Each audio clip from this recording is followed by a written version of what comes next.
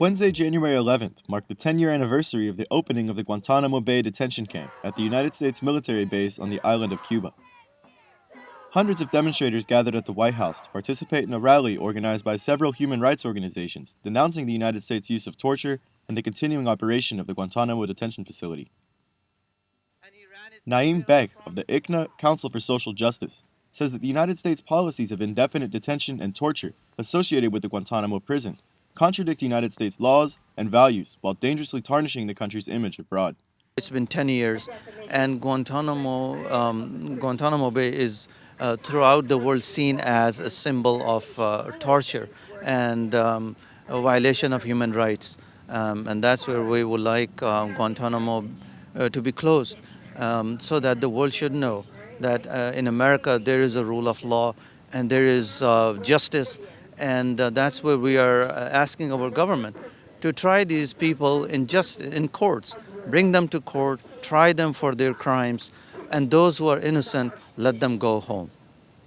Tom Parker of Amnesty International, one of the groups that helped organize the demonstration, says that things have not improved at Guantanamo under the Obama administration. Things are much worse. I mean, if we were only to turn the clock back 3 years, there was unanimity on the election trail on right and left that Guantanamo needed to be closed. Today, we're further away from that than ever. But make no mistake, we will close Guantanamo prison, which has damaged our national security interests and become a tremendous recruiting tool for al-Qaeda. President Obama had pledged to close the base while campaigning for presidency, and in 2009, he signed an executive order calling for the closure of the base within a year. 3 years later, the base remains open. Retired FBI agent Colleen Rowley says that with Obama's recent approval of the National Defense Authorization Act for 2012, it is likely that the base will remain open and that the prisoners, in many cases even those cleared of wrongdoing, could face indefinite detention.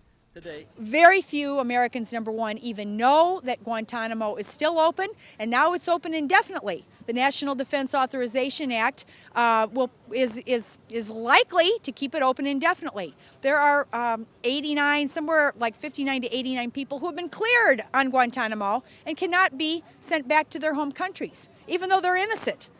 Colleen and several other demonstrators traveled to Washington from Minnesota, where on Monday they staged a separate action targeting Robert Delahanty, one of the co-authors of several memoranda advising the Bush administration in what became known as the torture memos.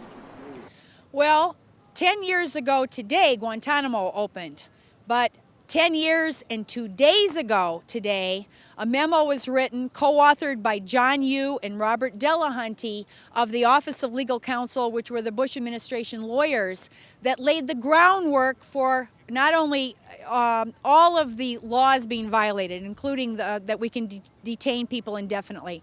This memo told Bush that he no longer had to abide by the Geneva Conventions.